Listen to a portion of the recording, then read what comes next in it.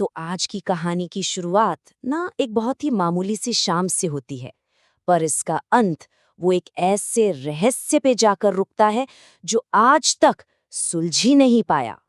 तो सवाल यही उठता है कि क्या कोई आम सी शाम, कोई बिल्कुल रोज जैसा दिन अचानक एक ऐसा राज, एक ऐसी पहेली बन सकता है जिसे कोई कभी भूल ही ना पाए। चलिए पता लगाते हैं। तो जगह है दिल्ली, दिन ढल रहा है और शाम होने को है, और इस पूरी कहानी के सेंटर में है तीन जिगरी दोस्त। सोचिए, दिल्ली का एक सरकारी स्कूल, आखिरी घंटी बजी और बस बच्चों का वो जो शोर होता है ना, वो गलियारों में गूंजने लगा। और उसी भीड़ में से हंसते खेलते बतियाते हुए तीन दोस्त एक साथ बाहर निकल रहे हैं। और ये दोस्त हैं अरबाज, हर्ष और नकुल। रोज की तरह ही आज भी ये अपनी ही धुन में है, इनकी अपनी ही बातें चल रही हैं। स्कूल तो खत्म हो गया, पर इनकी दोस्ती का सफर वो तो अभी बस शुरू ही हुआ है।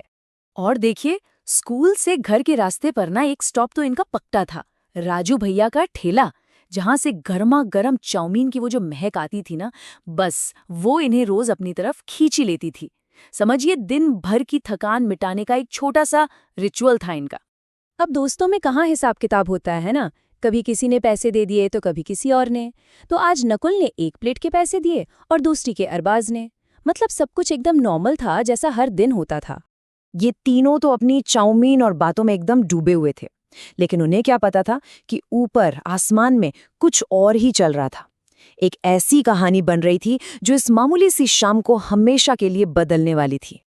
वही चाउमीन का टेस्ट, दोस्तों की हंसी ठिठोली, सब कुछ इतना इतना रूटीन में था कि किसी ने ध्यान ही नहीं दिया कि आसमान में क्या हो रहा है। एक पल के लिए तो लगा कि सब कुछ हमेशा जैसा ही है। पर क्या वाकई सब नॉर्मल था? हवा में ना एक अजीब सी शांति छा गई थी, और आसमान का रंग वो बहुत तेजी से बदल रहा था। और फिर अचानक, बिना किसी वार्निंग के, मानो आसमान फट पड़ा हो। घने काले बादल आए, सूरज को पूरी तरह से ढक लिया, और बस देखते ही देखते झमाझम बारिश ने सब कुछ तरबतर कर दिया। तो अब शुरू होता है घर वापसी का सफर। लेकिन अब ये सिर्फ एक मामूली सा सफर नहीं था, ये तो उस तेज बारिश के बीच एक चैलेंज बन गया था। बारिश इतनी तेज थी कि कुछ ही मिनटों में वो जो भरी पूरी सड़कें थी ना, वो एकदम खाली हो गईं। जो जहां था वहीं रुक गया।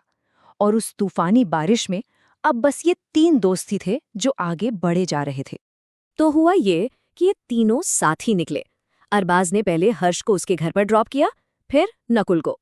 अब अपने दोनों दोस्तों को सेफली घर छोड़ने के बाद अरबाज उस बारिश में उस सुनसान सड़क पर अकेला रह गया।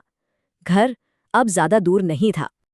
और बस यहीं, ठीक इसी मोड़ पर, जब वो अकेला था, कहानी एक ऐसा टर्न लेती है जिसके बारे में कोई सोच भी नहीं सकता था। अरबाज अपने घर की तरफ बस बढ़ ही रहा था कि अचानक कुछ हुआ।